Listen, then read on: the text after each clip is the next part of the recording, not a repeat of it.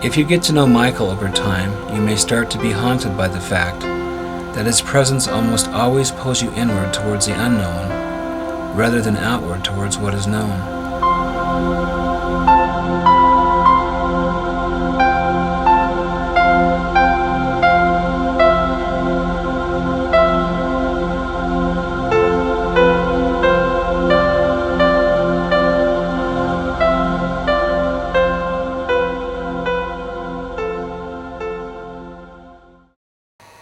To know Michael is to have the intense desire to understand how he might see things, and how he might experience the unusual effect of his own life. However, the paradox remains that no matter how much you know about him, it never seems to really be enough to completely understand him.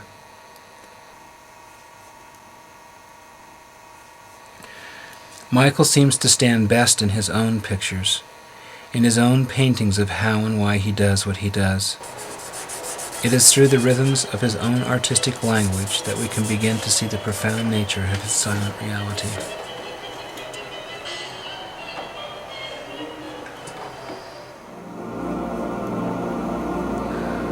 We have long known that the vastness of the universe can only be explained in terms of the abstract, that our own small minds fall horribly short of explaining the deeper mysteries in life and death.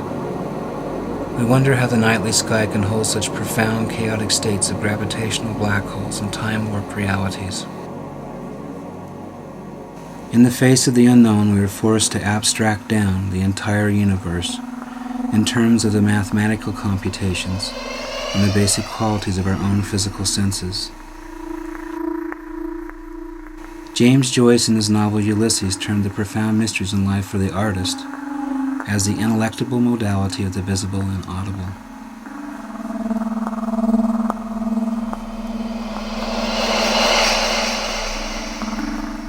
What is known is that Michael has lived almost every waking moment of his life in a world vastly different than our own.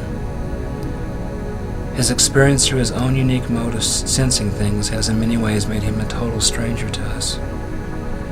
The subtle glimmers of a lone bright light, or a sudden loud sound of a passing car or a rushing train, can have a tremendous rippling effect in his non-verbal world.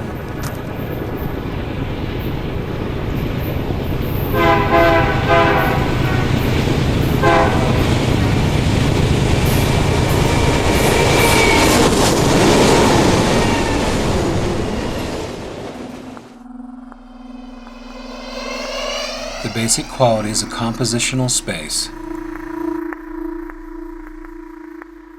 the effect of color,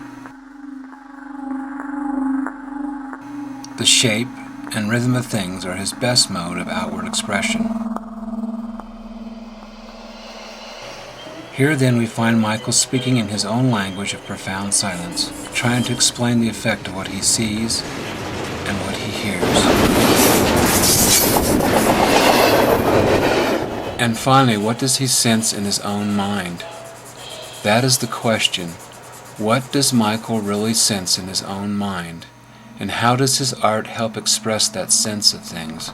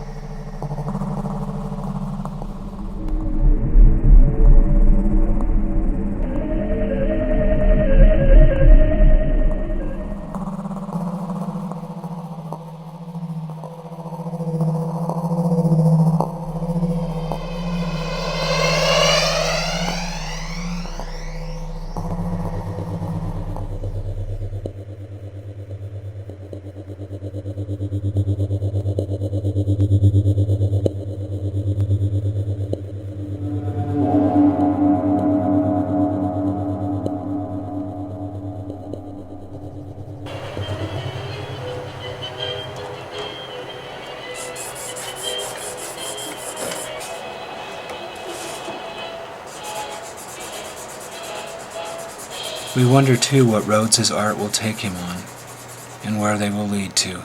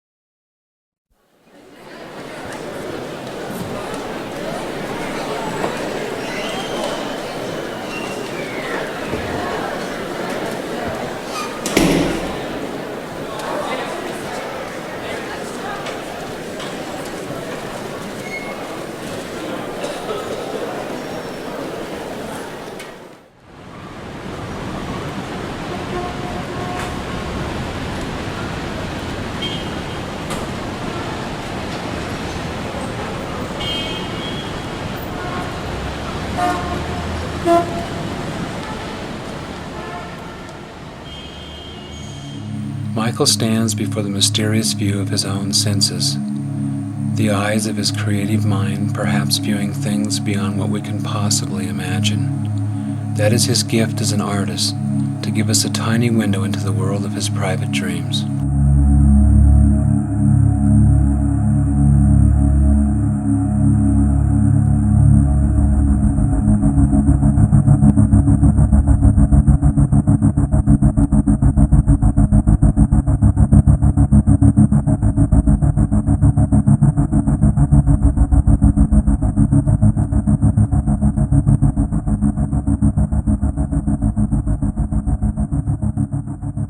We deem Michael a deviation from the so-called normal experiences of our own lives, and yet philosophy and science have long known that the negative result, the left-handed experience in life, may lean closer to the true nature of the metaphysical world.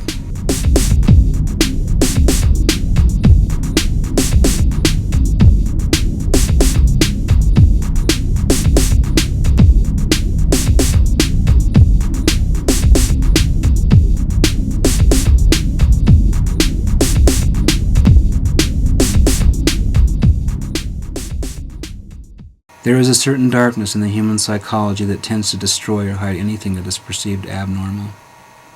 But time and experience tells us that perspectives change, and that the only thing that is really constant is the dynamic of change itself. Human change is a recurring circle of the self-archetype of wanting to be healthy and whole. I think, therefore I am. We always look from the inside out, and that alone makes each of us a grand mystery in the total cosmic structure of all things known and all things not known. In the end, perhaps the most beautiful thing about Michael is the enigma of his own unspoken life, the deeper mystery of his non-verbal experience with others and with himself. What his art gives us is a small but precious window into a vastly different way of seeing and comprehending life. Michael Zapotocky, poet, painter, mystic, and fellow human being.